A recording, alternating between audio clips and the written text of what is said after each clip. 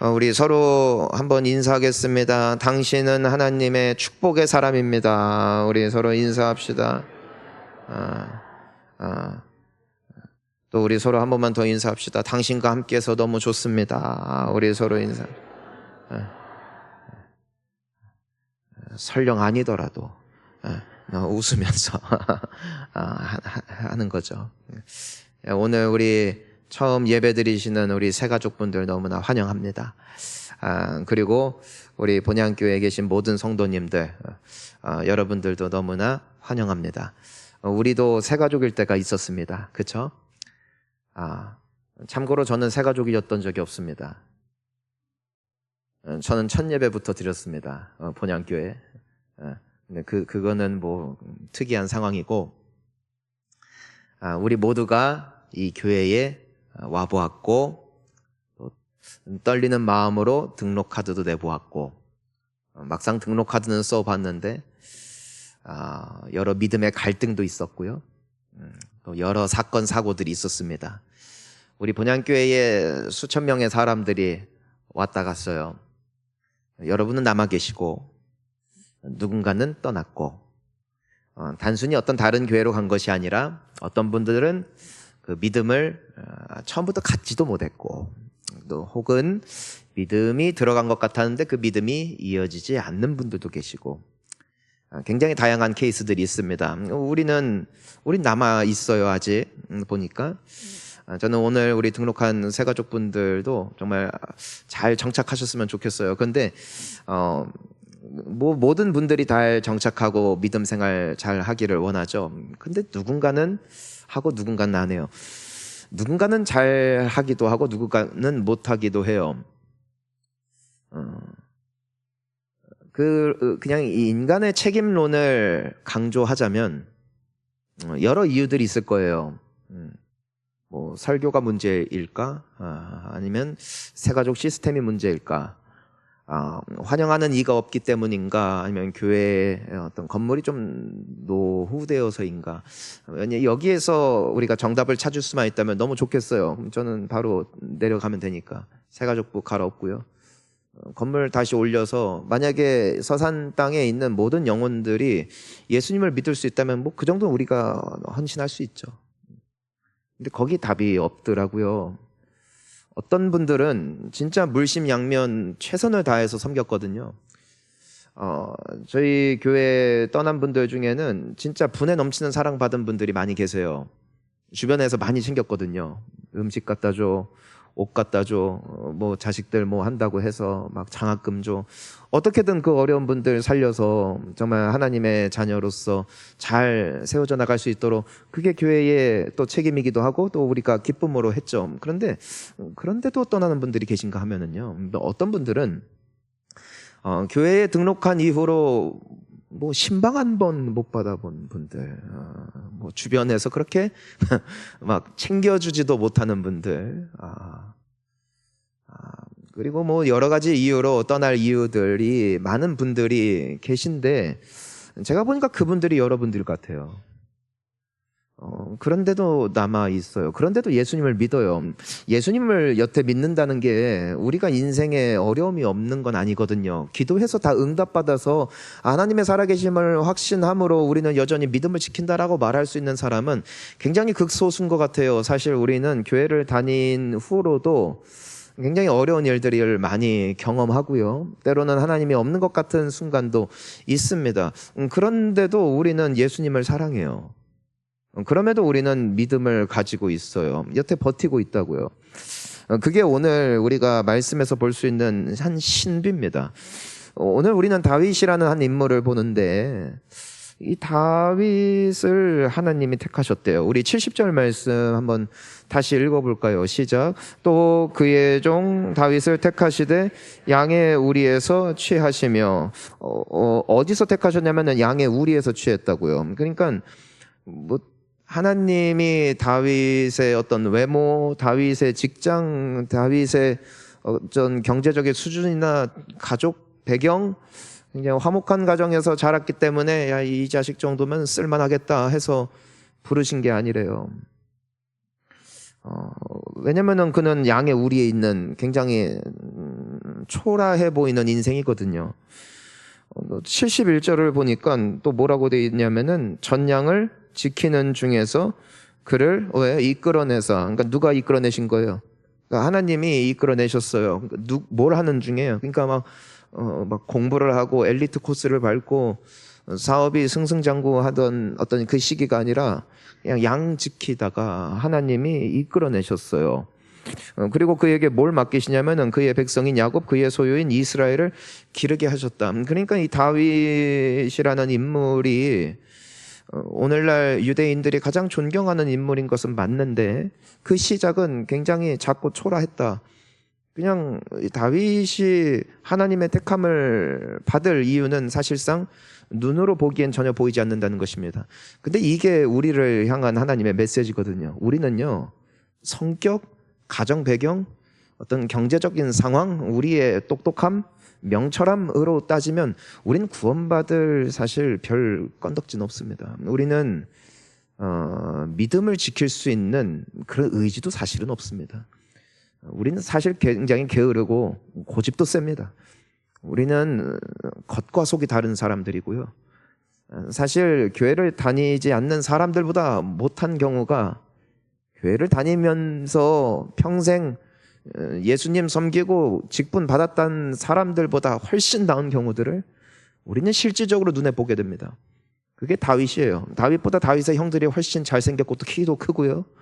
훨씬 사랑받고 잘 컸습니다. 그런데 하나님께서 다윗을 택하셨다는 것이에요. 왜 그러시느냐? 우리 출애굽기 33장 19절을 보면은 하나님이 모세에게 이런 말씀을 하시거든요. 한번 읽어볼까요? 여호와께서 이르시되 내가 내 모든 선한 것을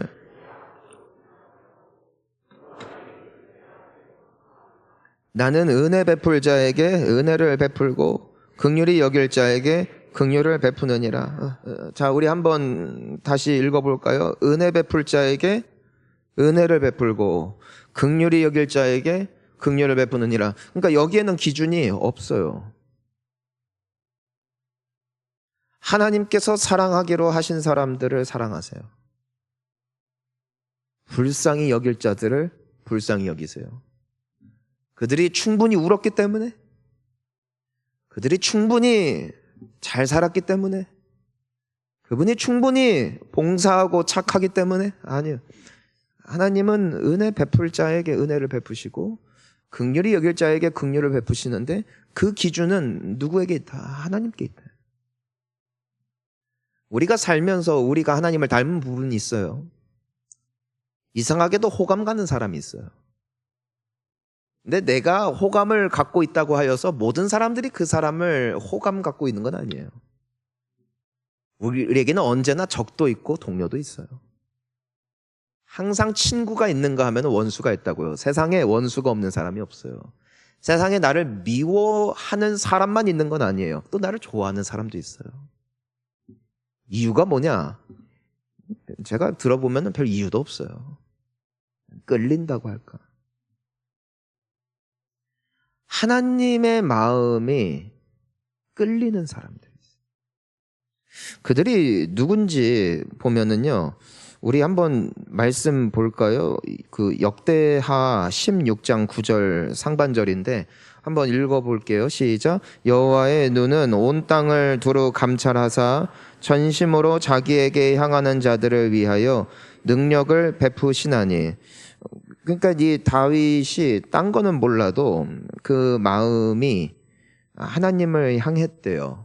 그러니까 비록 초라하고 부족한 인생이지만 하나님을 향하고 있는 거예요. 그러니까 하나님이 쉽게 말해서 끌리는 거죠. 여러분, 우리가 하나님을 믿지 못할 근거는 너무나 많아요. 그리고 우리의 인생의 삶에 해석되지 않는 수수께끼가 너무나 많아요. 정말 하나님이 살아계시다면 어떻게 나의 삶에 그런 일들이 있었을까? 그리고 하나님이 정말 나의 기도를 들으시는 분이라면 나의 상황이 왜 지금 이 모양이 이 꼴일까? 싶은 순간들이 너무나 많이 있어요. 그럼에도 불구하고 우리의 마음속에 하나님이 믿어진다는 것이죠. 이것이 하나님을 향하는 사람들이에요. 여러분, 하나님이 믿어지기에 이 자리 가운데 오신 줄을 믿습니다. 근데 이것이 뭐다? 그게 부르심이다. 자, 우리 로마서 9장 15절과 16절 한번 읽어볼게요. 모세에게 이르시되 내가 긍휼히 여길 자를 긍휼히 여기고 불쌍히 여길 자를 불쌍히 여기리라 하셨으니 그런즉 원하는 자로 말미암음도 아니고 바른박질하는 자로 말미암음도 아니요 오직 긍휼히 여기시는 하나님으로 말미암음이니라. 아멘. 여러분, 이것이 믿음이에요. 하나님은 믿음을 선물로 주시는데 그분이 주고자 하는 자들에게 믿음을 선물로 주시는 하나님이시고, 그러니까 우리는 할 말이 없어요. 당신은 왜 예수님 믿어요? 몰라요. 믿어져요. 어떻게 하면 믿어져요? 모르겠어요. 은혜지요. 당신은 왜 봉사해요? 예수님이 좋아서요. 교회가 좋아서요. 언제부터 그랬어요? 모르겠어요. 언제부턴가요? 여러분, 이것이 우리의 고백이죠. 구원받지 못할 자, 하나님의 자녀될 자격이 없는 자, 그것이 다윗이었어요. 그것이 우리예요. 하지만 하나님께서 알 수 없는 그분의 지혜와 알 수 없는 그분의 계획으로 말미암아 다윗을 택하시고 우리를 택하신 거예요. 하나님의 은혜로 말미암아 우리는 하나님의 자녀가 되었습니다. 그리고 하나님의 긍휼하심을 지금도 입고 있고 하나님의 선하심과 인자하심은 우리의 평생을 따를 줄 믿습니다. 그러니까 우리는 이 다윗이라는 인물의 성공, 다윗이라는 인물에게 펼쳐진 영광, 그 수많은 사람들의 어떤 자랑거리가 된 이 인생을 보면서 우리가 먼저 주목해야 되는 것은 다윗이 어떤 인물인가가 아니에요.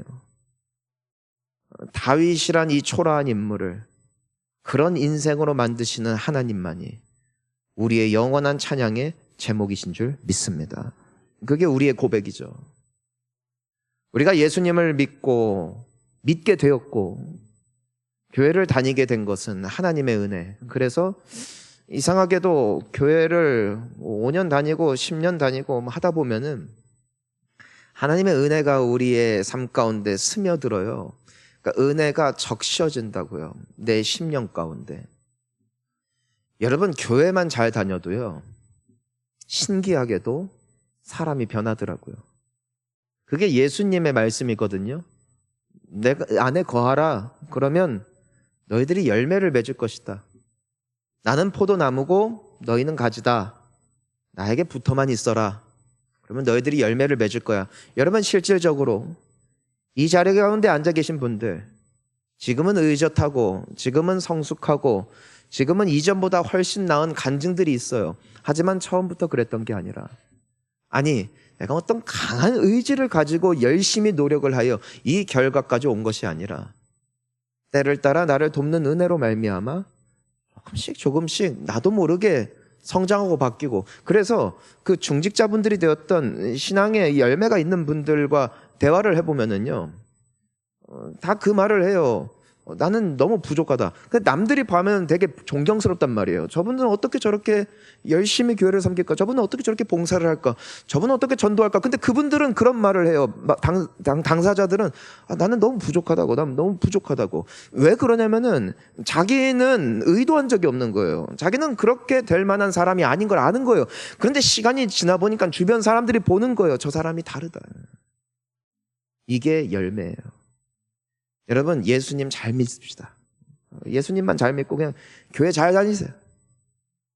오늘도 하나님이 우리에게 주시는 은혜는 작아 보여서 당장 내 인생이 뒤집어지는 역사는 없을지 모르지만 꾸준히 주님 앞에 나아가다 보면은 우리 주님 앞에 아름다운 열매로 영광 돌리는 귀한 성도들의 모습 회복할 줄을 믿습니다. 그러니까 이 다윗도 알아요. 다윗도 그래서 나중에 왕이 된 뒤에 하나님 앞에 감격하여 그런 기도를 하거든요. 하나님, 내가 무엇이 간데 나에게 이런 은혜를 주시나이까. 그 고백을 하거든요. 그러니까 다윗이 자기도 아는 거예요. 뭐를 아냐면 자기의 분수를 하는 거예요. 신앙생활의 가장 큰 적은, 은혜를 받는데 가장 큰 걸림돌은 그 겸손을 잊어버리는 거예요. 내가 어떤 존재였는가? 여러분, 우리가 어떤 존재였냐는 것이에요. 우리가 어떤 인생이었냐는 것이에요. 아니, 우리가 지금 어떤 삶을 살아가냐 이거예요. 하나님의 은혜예요. 여러분, 우리가 여전히 교회에 붙어 있는 거 여러분 의지 아니에요. 그 의지도 하나님의 은혜더라고요.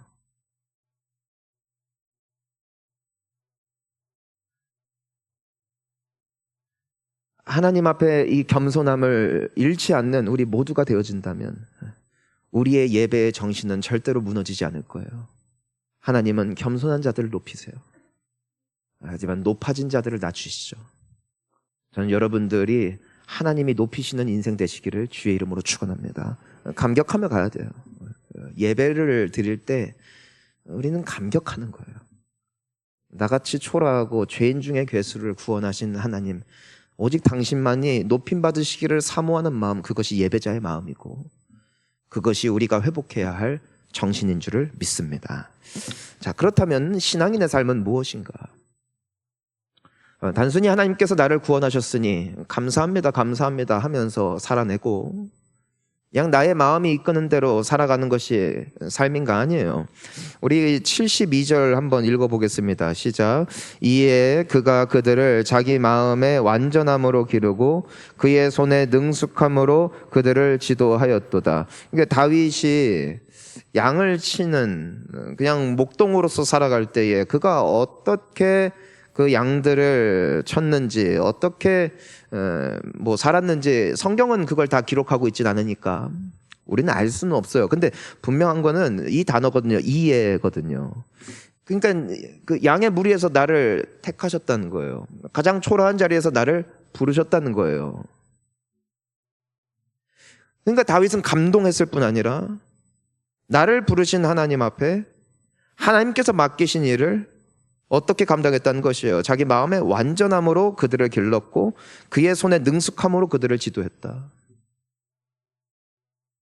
은혜 받은 자로서 그 은혜에 보응하는, 보답하는 다윗의 모습, 이것이 오늘 우리가 살아내야 할 성도의 삶입니다.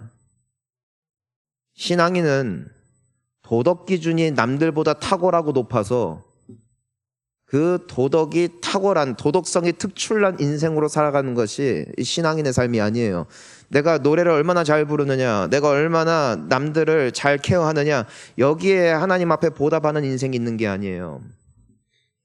그분의 은혜에 감사하며 그분 앞에 드리는 삶, 이것이 신앙인이에요. 무엇을 하든지 죽게 하듯 하래요. 너희들이 먹든지 마시든지 하나님의 영광을 위해서 하래요. 은혜를 받았으니까 하나님 앞에 그렇게 살아내는 것이죠. 다윗 역시 그랬던 것이죠. 감격하는 데서 그치는 것이 아니라 내게 이 모든 것을 주신 주님께 내가 어떻게 살아야 할까? 그러니까 다윗은 하나님께서 맡기신 그 이스라엘이라는 나라를 마음의 완전함과 그리고 능숙함으로 그들을 지도했다라는 것이죠. 여러분, 그 달란트 비유를 보면은요, 그 칭찬받는 종을 향한 주인의 고백을 우리가 기억하죠. 그 마태복음 25장 21절 말입니다. 우리 한번 같이 읽어볼까요? 그 주인이 이르되 잘하였도다 착하고 충성된 종아, 내가 적은 일에 충성하였음에 내가 많은 것을 내게 맡기리니 내 주인의 즐거움에 참여할지어다 하고, 우리가 다윗을 보면 처음엔 목동이었죠. 근데 하나님께서 처음부터 이스라엘 모든 곳을 맡기신 게 아니에요. 골리앗 사건으로 인하여 그가 먼저 군대 장관이 되죠. 그리고 군대 장관으로서의 시간이 굉장히 깁니다. 거의 20년 가까이 군대 장관으로서, 물론 대부분의 시간은 쫓겨나서 도망자 신세였지만 그럼에도 그는 군대 장관으로서 한 가지 충성됨을 보여요. 그게 뭐냐면은 왕에게 충성입니다. 사울 왕은 자기를 죽이려고 해요. 이유 없이 쫓아와서 그를 추적하는 거예요. 다윗에게 그 사울 왕을 죽일 수 있는 기회가 2번 왔죠. 하지만 그는 하나님께서 세우신 군대 장관으로서 왕을 죽이지 않아요. 이것이 군대 장관으로서 도망자요 불황자의 인생을 살면서도 하나님 앞에 살아낸 그의 충성됨이에요. 그러니까 굉장히 귀하잖아요. 사랑하는 성도님 여러분, 작은 것에 충성하잖아요. 하나님은 더 많은 걸 맡기세요. 지금 나에게 있는 현실이 초라한 양의 무리에 파묻혀 있는 것 같고 아무도 돌아보지 않는 것 같고 때로는 다윗이 군대 장관일 때 대부분의 세월을 왕의 오해를 사서 미움을 사서 불황자의 인생으로 도망자의 인생으로 살면서도 군대 장관으로서의 그 충심을 지켰더니 하나님이 그에게 더 많은 것을 맡기시잖아요. 오늘 우리에게 필요한 삶은요, 더 나은, 더 밝은 미래를 꿈꾸는 것이 아니에요. 오늘 나에게 주어진 삶, 오늘 나에게 주어진 가족, 오늘 나에게 주어진 봉사의 자리, 그곳에서 죽게 하듯 충성하는 것. 하나님이 여러분들을 존귀하게 쓰실 뿐 아니라 여러분들을 기쁘게 받으시는 삶의 비결인 줄 믿으시기 바랍니다. 왜냐하면 은혜를 받은 사람으로서 하나님 앞에 하나님이 맡기신 일임을 믿는 것이죠. 여러분 기억하세요. 다윗은 나는 목동이 꿈입니다 한 적이 없어요. 다윗은 나는 군대 장관이 꿈입니다. 나는 나중에 커서 훌륭한 왕이 될 것입니다. 다윗은 그런 꿈을 꾼 적이 없어요. 항상 끌려갔어요. 아버지가 미워해서 넌 양이나 쳐라 한 거예요. 무시당해서. 다윗의 선택이 아니에요. 다윗이 우연히 형들 위한 아버지의 심부름하려고 전장에 나갔다가 골리앗을 맞닥뜨린 거예요. 다윗의 꿈은 골리앗을 죽이는 게 아니었어요. 우연히 맞닥뜨리게 됐을 뿐이에요. 다윗은 골리앗과 싸우기 전에 사울 왕과 딜을 하지 않았어요. 내가 만약에 이 사람을 죽이면은 저에게 큰 자리 하나 주십시오. 그는 말한 적이 없어요. 사울 왕이 억지로 세웠죠. 그리고 그는 왕과 함께 일하는 위치에 서게 됩니다. 사실 뭐 그 전에도 사울 왕이 번민할 때에 악기를 타면서 그냥 소문이 난 거죠. 이 사람 노래 잘 부르고 악기 잘 다룬대. 그러니까 목동으로 있을 때부터 항상 했던 그 일이 신비한 하나님의 은혜로 말미암아 사울 왕이 그 음악 소리만 들으면은 살아나니까 다윗의 꿈은 그게 아니었다고요. 오늘을 살았을 뿐. 그는 하루하루를 살았을 뿐이에요. 여러분 우리는요 우리의 꿈을 살지 않아요. 여러분 어렸을 때 꿈이 있지 않았나요? 혹은 우리 학생들, 청년들 꿈이 있지 않습니까? 여러분의 꿈은 무엇이었습니까? 만약에 저의 꿈이 이루어졌다면 여러분들은 큰 낭패를 볼 뻔했어요. 제 꿈은 한때 대통령이었어요. 여러분들은 다 죽었을 거예요. 전 저의 꿈을 살지 않아요. 저는 목회자가 될 생각이 없었어요. 저는 서산이 꿈인 적도 없습니다. 혹시 여기 계신 분들 중에 나는 어려서부터 나의 평생의 꿈은 서산에 살을 잃었다 였던 분들이 계시다면 여러분 축복해요. 근데 전 잘 모르겠어요. 대부분의 분들 얘기 들어보면은 어떠다 서산에 오게 됐어요 하면은 대부분 낯빛이 어두워지더라고요. 남편 때문에, 직장 때문에, 이것저것 떠돌다가 왔습니다. 빌어먹을 데가 없어서 왔습니다. 그런 분도 계시고요. 우리는 꿈을 살지 않아요. 여러분 자녀 몇 명인가요? 여러분 원래 그만큼 자녀 갖고 싶었나요? 여러분 자녀들 성비는 어떤가요? 그리고 자녀들 어떻게 꼬라지는 좀 어떻습니까? 여러분들의 마음대로 됩니까? 여러분들의 배우자는 어떻습니까? 여러분들의 직장은 어떻습니까? 사실 우리가 생각하고 계획했던 것보다도 우리가 예측치 않은 일들을 더 많이 마주하게 되어지고요. 우리는 사실 열리는 대로 사는 것 같아요. 열리는 대로. 하지만 다윗의 삶을 통해서 우리가 분명히 고백할 수 있는 게 있어요. 사람은 계획했지만 하나님이 인도하셨다. 그러니까 하나님이 다윗에게 맡기신 거잖아요. 그렇다면 여러분들에게 오늘 있는 그 직분 말입니다. 여러분들에게 있는 그 봉사의 자리, 여러분들에게 있는 그 직장, 여러분들에게 있는 가정, 하나님이 맡기셨어요. 그 작은 것에 충성하세요. 그러면은 그것이 우리가 살아내는 믿음의 삶이고 그 안에 하나님이 여러분들을 통하여 받으실 크고 놀라운 영광이 있으신 줄을 믿습니다. 자, 그래서 우리 그러니까 그 다윗이 그렇게 살아냈어요. 그러니까 자기 마음의 완전함으로 기르고 손에 능숙함으로 그들을 지도하였다. 그렇게 살아낸 것이죠. 열심히 하면은 사람은 능숙해집니다. 그리고 하나님께서 더 많은 것을 맡기셨어요. 그래서 다윗이 처음에는 목동에서, 나중에는 뭐 연주가에서, 그리고 나중에는 군대 장관에서, 그리고 나서 왕이 된단 말입니다. 근데 왕도 처음부터 이스라엘 전체 왕도 아닙니다. 유다라는 지파 하나의 왕이었을 뿐이에요. 작은 전체 나라도 아니고 일부, 그냥 우리나라로 따지면 도 하나 맡은 정도. 이젠 그 정도의 인물이었죠. 그런데 다윗이 거기서도 이렇게 산 거예요.